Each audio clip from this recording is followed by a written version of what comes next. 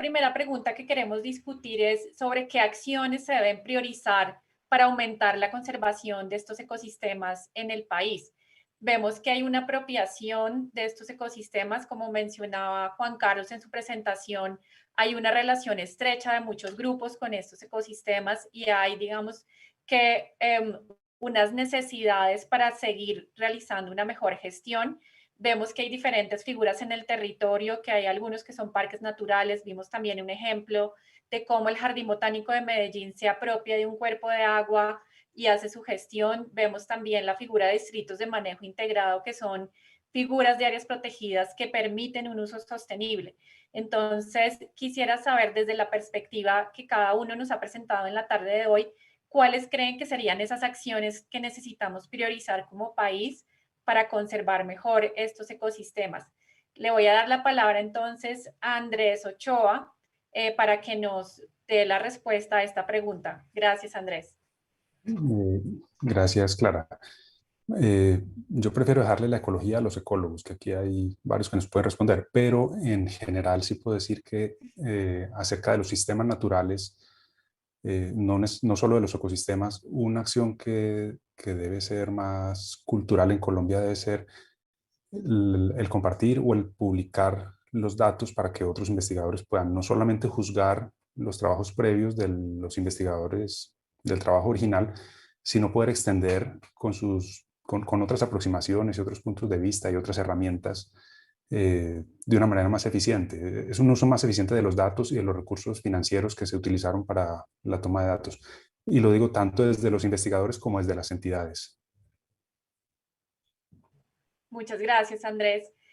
Alejandro, desde tu experiencia como jefe del Santuario de Fauna y Flora de Ciénaga Grande, ¿qué nos podrías decir sobre estas necesidades y estas prioridades que necesitamos como país para una mejor conservación de estos ecosistemas de agua dulce? Buenas tardes de nuevo. Sí, pues en realidad creo que hay varios elementos que valdría la pena que el país considerara como la ampliación, fortalecer el proceso de gestión de áreas protegidas en diferentes humedales del país que todavía no están considerados. Es decir, hay una falta de representatividad de los sistemas hídricos de agua dulce en el país para la conservación. Creo que ese es uno de los puntos claves que el país debería seguir insistiendo. Por supuesto, esto debe ir acompañado de una serie de consideraciones y elementos para que se garantice que haya una gestión adecuada de las áreas que han sido creadas, porque desafortunadamente, aunque hemos avanzado seguramente en estos años en áreas de conservación, las posibilidades de gestión real, los recursos asignados, las políticas adecuadas para gestionar con el resto de entidades que están en el territorio y actores claves del territorio han sido siempre muy limitadas y las áreas protegidas por sí solas no pueden garantizar procesos estatales completos e integrales. Entonces debe ser con base en un requerimiento integral de todo el Estado para que esto sea efectivo a largo plazo. Muchas gracias, Alejandro. Duan. Claro que sí. Bueno, creo que una cifra que me parece muy importante resaltar es el papel que juegan los jardines botánicos en la conservación de la flora del planeta. Se calcula que cerca de un tercio de las plantas del mundo están conservadas en colecciones ex situ, ya sea en bancos de semillas o en colecciones de plantas vivas.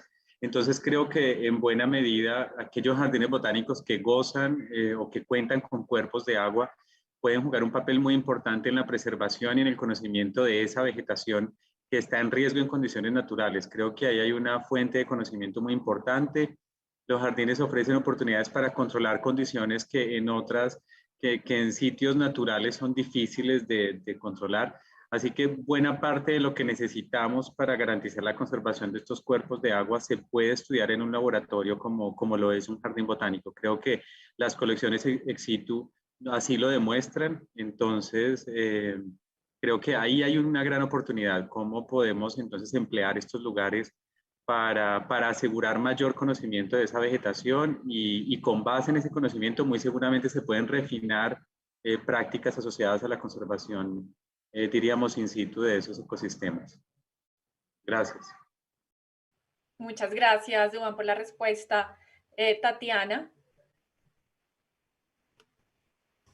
Bueno, yo creo que las acciones que se deberían priorizar digamos, van encaminadas como en todo lo que han dicho Andrés bueno, y los demás conferencistas, tienen que ver pues con la investigación, por supuesto, sea investigación en campo, en laboratorio, que nos permitan generar esos datos y ese conocimiento tan importante para poder proceder con una adecuada gestión, pero también la educación, ¿cierto? De la mano de la educación, no solamente de las nuevas generaciones que de pronto han perdido un poco el valor de estos ecosistemas, o sea, no son conscientes de qué es lo que significa ese ecosistema en el contexto natural y en el contexto social y la dinámica pues que allí se genera.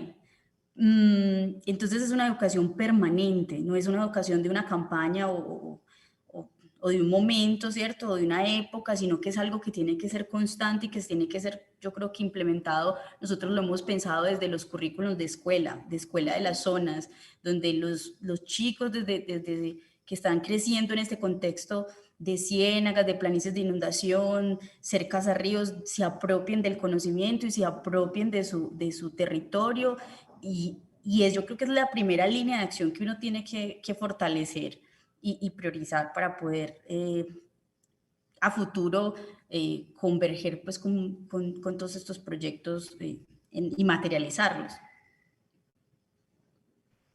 Muchas gracias, Tatiana. Juan Carlos, no, tú mencionaste ya algunas acciones como el mapeo de bienes comunes, la identificación de actores. No sé si tienes algo más que añadir sobre estas prioridades para la conservación. Sí, creo, digamos que concretando un poco eso, de acuerdo a lo que existe en la legislación de Colombia, hay que hacer todo el proceso de limitación y deslinde de los humedales, ¿no? Entonces, todo eso es un saldo pendiente que en la mayoría de los ecosistemas de las planicies inundables no hay un proceso real de deslinde y los deslindes que existen no han sido, digamos que, ejecutados en la realidad. Entonces, en ese momento es cuando se establece qué es público, qué es privado, ha sido, digamos, de utilización indebida y cómo hacemos para que las zonas que existen sean conservadas. De otro lado, cuando hagamos ese mapeo y esa identificación científica, digamos, de nuestras zonas de humedales y de su biodiversidad y ecosistemas, digamos, esenciales, estratégicos, como son los bosques de galería, los bosques riparios, todos esos bosques inundables, sean húmedos y secos, tropicales, eh, hacer unos polígonos serios, digamos, muy serios, así como se está haciendo ahora para la Amazonía, también en los valles de la macrocuenca Magdalena-Cauca, por ejemplo, que es la zona, digamos, que de mayor impacto porque es la de mayor población, para hacer un sistema de monitoreo participativo, digamos, con un conjunto y una batería de indicadores que nos permitan hacer un seguimiento, digamos, de los distintos componentes que vayan desde la ecohidrología hasta los sistemas de biodiversidad y las formas culturales, digamos, de presencia y de habitar esta zona. Y de otro lado, creo que sería muy exitoso hacer unos apoyos directos en figuras de conservación comunitaria. Entonces, todas estas figuras que vayan más allá de los subsidios, en donde la gente desarrolle viveros comunitarios. Me parecería muy chévere esta idea de unos jardines botánicos en corregimientos, por ejemplo, de pueblos anfibios, ¿no? De comunidades ribereñas. Cómo hacerlo en pequeña escala en colegios, cómo hacerlo en pequeña escala en corregimientos y municipios, y que eso tenga unos recursos, ¿no? Que la gente cuando hace vedas de pesca, cuando evita talar un bosque, tenga la posibilidad de desarrollar otras cosas, ¿no? De turismo de naturaleza, que tenga posibilidades de hacer ellos mismos restauración ecológica participativa. Creo que ya hay una capacidad instalada social que permitiría una gestión directa también y unos conocimientos en comunidades aledañas a humedales urbanos y en regiones de hacer una gestión compartida, un comanejo, como se dice, de estas zonas. Entonces, creo que esas podrían ser unas medidas importantes. Muchas gracias, Juan Carlos. pues creo que ya hemos venido tocando un tema y es cómo enfrentar las amenazas de estos ecosistemas de agua dulce. Quisiera pues para ya ir cerrando la sesión de hoy, tenemos 15 minutos, hacer una última pregunta uniendo las últimas dos que teníamos y básicamente hablar un poco sobre cómo se pueden enfrentar esas principales amenazas de conservación de estos ecosistemas. Hemos visto que en muchos casos estos ecosistemas se vuelven invisibles a los actores, que hay afectaciones de diferentes, pues por diferentes cosas, por contaminación, por temas como minería, por temas como prácticas agrícolas, agropecuarias en los territorios. Entonces, ¿cómo podemos enfrentar estas amenazas? Y pues unido a eso, ¿cuál sería el rol de los diferentes actores para una mejor conservación de estos ecosistemas, de acuerdo a la experiencia de ustedes? Entonces voy a darle nuevamente la palabra a Andrés. No sé si quieres pues mencionar algo sobre estos temas.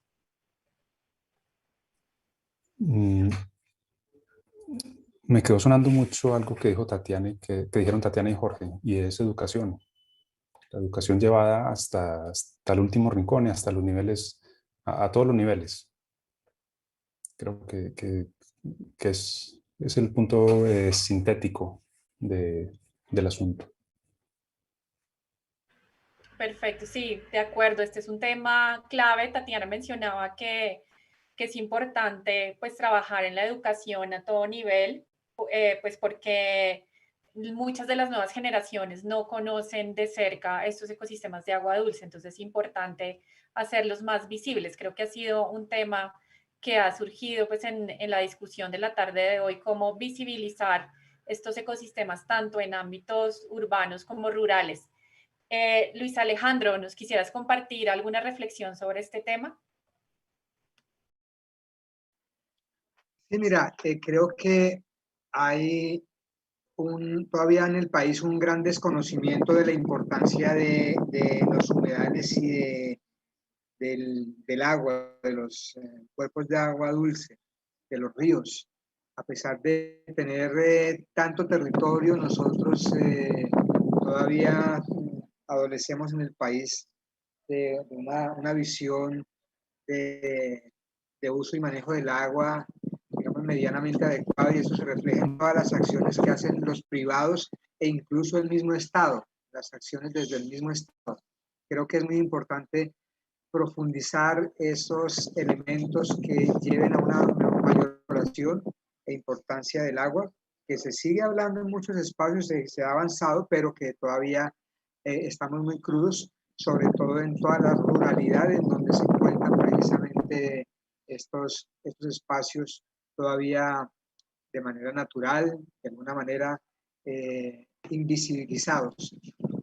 Y creo que entonces es una decisión de sociedad modificar estas visiones en general, y que por supuesto el rol principal debe ser de los actores institucionales desde todos los niveles, nacionales, regionales y locales, pero también creo que debe existir también una política mucho más centrada en el control, porque falta mucho control en los territorios de lo que la gente puede hacer, porque se hace y se deshace en los humedales, en los ríos, en todas las fuentes de agua dulce. Entonces, me parece que es una combinación de dos elementos, de educación, de comunicación, de formación y de cambio de visión, pero también de una mayor control efectivo y real por parte de las entidades y de los actores en el territorio, para que podamos garantizar que a futuro Colombia pueda seguir teniendo esos elementos tan importantes como los servicios. Gracias, Alejandro. Sí, pues vemos que hay un punto importante y es el de la articulación de las diferentes entidades y autoridades ambientales en torno a la conservación de estos ecosistemas. Entonces, pues vemos cómo las figuras de conservación en los territorios permiten generar esta articulación y permiten mejorar la gestión. Quiero darle la palabra entonces a Duván para que nos cuente si tiene alguna reflexión sobre estos puntos ya finales del día de hoy. Bueno, muchas gracias, Clara. Creo que hay un aspecto súper importante ahí que resaltar y lo digo desde lo que significa el papel de los jardines botánicos en la conservación de la flora y es cómo estamos avanzando, al menos en lo que tiene que ver con la conservación de la flora terrestre, en minimizar esas brechas que existen entre las instituciones que tienen la camiseta de la conservación puesta y la sociedad. Creo que ahí hay que generar unos vínculos más estrechos, unos diálogos más directos, en donde no solamente hablamos un lenguaje científico, sino que nos acercamos a las comunidades que viven en esos contextos territoriales en un lenguaje más sencillo y donde se vinculan de una manera, diríamos, un poco como en una tendencia hacia la acción, más orientados hacia la acción desde las instituciones, pero con un vínculo muy estrecho con la sociedad, con las comunidades que habitan los territorios, para que la conservación realmente se materialice y se cristalice en acciones concretas. Creo que debemos medirnos justamente es tiempo de empezar a medirnos a través de eso, de acciones puntuales en la conservación, qué estamos haciendo por esas listas de especies rojas, qué estamos haciendo por esos ecosistemas que están en rojo, a través de un conjunto de indicadores que nos demuestren que hay una articulación más profunda y unos diálogos más estrechos entre las instituciones que adelantan esta y que tienen esta tarea, diríamos, de forma misional, y las comunidades que necesitan entender qué es exactamente lo que está pasando. Entonces creo que sí hay que fortalecer ese vínculo entre las instituciones y la sociedad. Gracias, Duván. Y pues considero que el Jardín Botánico es un escenario pues importante para esos procesos, para los procesos de educación, de concientización, de acercar al público a estos ecosistemas. Entonces, pues también es importante resaltar este papel que cumplen dentro de las ciudades, pues con la discusión que teníamos de cómo visibilizar estos ecosistemas en las ciudades, creo que juegan un papel muy importante. Le voy a dar la palabra entonces a Tatiana para esa reflexión final también. Muchísimas gracias. Y yo pues quiero aprovechar y darle la palabra a Livia. Livia es una líder en la comunidad de Ayapel y nos envió un mensaje y yo quiero que de verdad todos lo escuchemos como reflexión final. Es un mensaje corto. Me cuentan porfa si escuchan el audio. Acá de la región. Mi nombre es Livia Oviedo, soy de acá de la región de Ayapel, Córdoba, y les voy a hablar bajo la amenaza ambiental que se encuentra en nuestro ecosistema. Ayapel es un municipio bastante afectado por la minería ilegal, donde esos metales pesados contaminan el ecosistema, pero los niveles más altos los hemos obtenido cuando rompe el río Cauca, que trae bastantes metales como mercurio, plomo y arsénico. Fuimos golpeados 4 años con la inundación, donde murió mucha flora, fauna, muchas personas perdieron sus cultivos. Por donde entra el río Cauca, realizaron un boquete de 180 metros lineales con una profundidad de 14 metros, el cual se instalaron 580 pilotes. Debido al daño ambiental que hacen en el suelo estos mineros ilegales, la CBS, la Gobernación de Córdoba y otras entidades realizaron un proyecto de reforestación para recuperar esos suelos. Sembraron árboles maderables, sembraron una hierba vetiver, que esa hierba, la raíz crece de 3 a 5 metros y ayuda que haya menos erosión para recuperar esos suelos. Eso era todo. Muchas gracias. Ok, esa era pues como la reflexión que nos quería compartir Livia y que yo quería compartir a su vez con ustedes, y con eso también pues cierro como la intervención. Agradezco muchísimo el espacio. Gracias, Tatiana, pues muy interesante tener la voz de los actores que trabajan y que pues digamos cuidan esos territorios día a día. Pues muchas gracias por compartir con nosotros ese video. Y quiero entonces darle la palabra también a Juan Carlos para una reflexión final. Bueno, muchas gracias. Nada, pues hacer como así una mirada rápida de lo que habíamos hablado. Pues de un lado, la restitución de los espacios del agua, como lo estábamos diciendo, que deje de ser solo un mapa, la identificación de las 30 millones de hectáreas de humedales en Colombia, sino que pase a ser un esquema, digamos, participativo de comanejo y de gobernanza que tenga recursos, que las compensaciones de las empresas, por ejemplo, no se vayan, digamos, no se queden dispersas como en algunas actividades puntuales, sino que, por ejemplo, vayan directamente al desarrollo participativo y la implementación en comanejo de comunidades y autoridades en la gestión de los planes de manejo de las áreas protegidas y incluso de las demás áreas que no necesariamente sean protegidas, pero que sean de importancia ecológica y ambiental, en un sistema nacional de monitoreo que esté, por ejemplo, liderado por una mesa nacional de humedales que se restituya, digamos, como una estrategia de gobernanza a nivel nacional. Eso está quieto, los gobiernos nacionales no han vuelto a llamar a una mesa nacional de humedales y eso es muy importante, digamos, en términos de orientación de la política y de recursos, que como yo estaba diciendo, por ejemplo, en términos de compensaciones, podría haber ahí un elemento importante, pero también, digamos, en planes de desarrollo cada 4 años. Y por supuesto, como lo han dicho ya varios de los anteriores compañeros del panel, se requiere un proceso de educación sobre los ecosistemas acuáticos, pero la educación debe ser en todas las dimensiones, empezando por educación, por ejemplo, en la gestión de las infraestructuras. Hoy aún se construyen carreteras atravesando quebradas, haciendo terraplenes sobre zonas de humedales, pasan las vías 4G, pasan en la troncal del Caribe, pasa en la troncal del Magdalena, y pasa en Cundinamarca, al lado de Bogotá, y, los humedales y los ríos todavía son entendidos como canales y no como sistemas abiertos de conectividad lateral y longitudinal. Entonces, esa educación creo que también debe ser social e institucional. Y nada, pues quería dejar por ahí y un reconocimiento de los sujetos, ¿no? De los sujetos de la gobernanza, que son los pueblos anfibios y los pueblos del agua, como autoridades de los ecosistemas de humedales. Muchas gracias, Juan Carlos, y muchas gracias a todos los conferencistas de la tarde de hoy. Creo que tuvimos una perspectiva sobre las diferentes figuras de conservación que se pueden dar en los territorios y sobre todo pues asociados a estos ecosistemas de agua dulce. Pudimos ver un poco sobre el tema de los retos que enfrentan estos ecosistemas, cómo el manejo de los ecosistemas de agua dulce difiere al manejo de los ecosistemas terrestres, cuáles han sido las figuras que desde el sistema de parques nacionales se han implementado, también otras áreas protegidas. Pudimos ver cómo se implementa la figura de humedales Ramsar o sitios Ramsar acá en Colombia. Tenemos 12 y ya pues vemos cómo se hace una gestión desde diferentes actores y con una articulación de diferentes entidades en torno a estos ecosistemas.